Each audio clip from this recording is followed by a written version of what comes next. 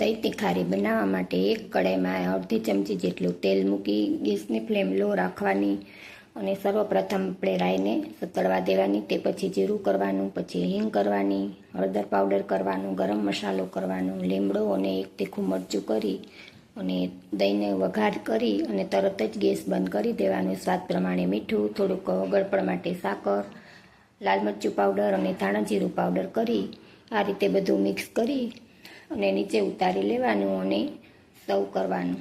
તો તૈયાર છે આપણું દહીં તીખારી. વિડીયો ગમે તો લાઈક કરજો, શેર કરજો.